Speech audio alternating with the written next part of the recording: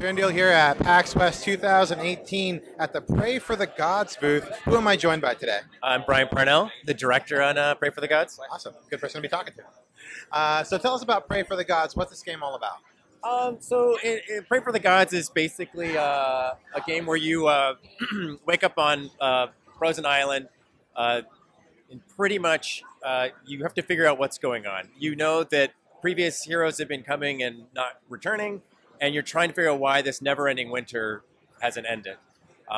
Along the way, you're going to fight giant beasts, and you have to climb them in a very heavily inspired Shadow of the Colossus style. And that's pretty much it. Very cool. So yeah, I'm seeing some gameplay here. Yep. Definitely reminds us of Shadow of the Colossus. What are some elements of the game that help it stand out from Shadow of the Colossus in terms of either in gameplay, length, things like that help to distinguish it? Sure, certainly. So, a couple of things that we looked at was bringing obviously in a lot of minions. So there's a lot of other things you'll fight along the way. We have a survival component to the game. So along the way, the cold definitely affects your ability to stay alive. So you have to find wood or chop down trees and collect wood and make arrows from those. So you're really creating your own way of how you want to take on these bosses. So it's not just a one-trick solution on a lot of these bosses. You can come in with a bow and arrow, run out of arrows, and you're like, oh god, now what do I do? And then you could upgrade your stamina basically by finding what we call right now totems throughout the world. You collect those as you find them. That allows you then to upgrade certain stats as well. There's outfits that also help your abilities. So it's really kind of up to the player on how they want to go about even finding the bosses, as it's non-linear. So although this is the first boss we're looking at right now, it's just after that we basically just throw you in and it's like do whatever you want. I mean it's in a lot of ways like people have sort of said, oh, it kind of feels a little Breath of the Colossus or like Breath of the Wild, and we've also heard like for us, at the time we were into DayZ a lot, playing the hell out of DayZ, and Chen really liked Bloodborne, and I really like Deus Ex. And while there's not like specific absolutes, those were sort of a lot of the things we were pulling and liking at the time. And when we started putting those things all together, we realized, oh, it has where a lot of these kind of current games are right now. So it's like, oh, okay. I mean, we threw in the grapple hook because way back when we were in development, we didn't want to have jump. And then we put in grapple hook and we're like, oh, that's awesome. And then after a while, we're like, no, we're going to put jump in. So we put jump in. And then when we showed it way back with when PewDiePie played it and Jacksepticeye played it, and we were like doing our Kickstarter, we wanted to do like a climb everywhere system. Literally just turning it on.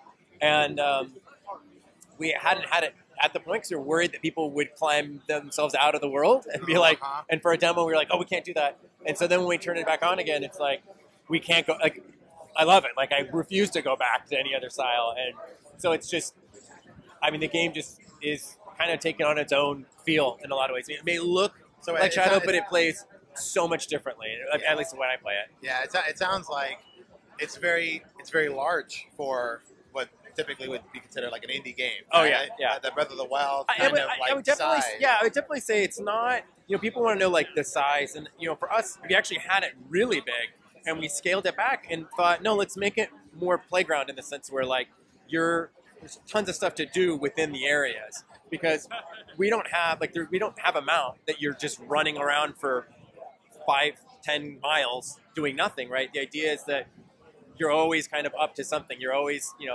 digging through deep snow, or you're being attacked by certain guys. You're climbing to get somewhere, then you jump off, use your sailcloth, float around, grapple hooked. I mean, it's just like there's a lot to do within the areas we have. And for us, I see it as being still very big, especially for for a 3-person team. Did you get your? I hope you got his pin. If you play, we'll give you a pin. I see the pin. Yeah, pretty sick. Yeah. So I'm sure that's all in the area. Yeah, no, it's fine. But yeah, I mean that's pretty much the vibe. Like it's basically some of the bosses you'll see in the world. Like we've shown where they have this big crow dragon-y type thing. It flies overhead in the game, so you can be like, oh, it's over there. I'll go over there. And other bosses you'll hear. So we hint in the world as you're running around where they could be. And then we also use a more like suggestive thing for kind of a guide for the player. But as kind of like a Mega Man, you can kind of really go in any order that you want. But with like Mega Man, a pro player would tell you, no, you have to do this guy, that guy, that guy, that. So we sort of allow that too within the game. So yeah, I mean that's. What's your timeline right now? So we're in closed alpha right now. Closed beta is fall 2018 is kind of tentatively what we're looking at. For us, we want to make our beta be as polished and ready as we can. As well, our release date is 2018.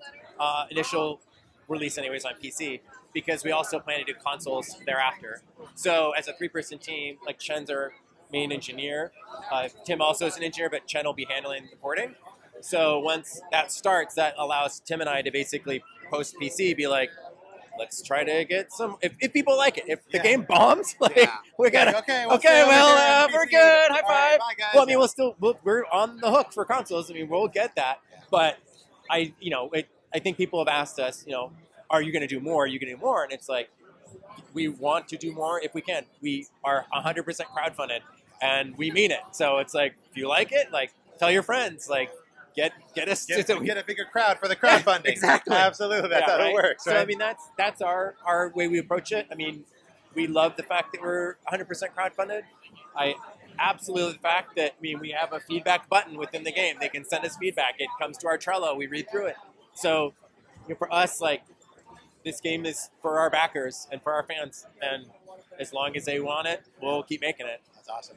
Well, thanks so much for taking the time to chat. Pray for the God looks amazing, and can't wait for it to come out.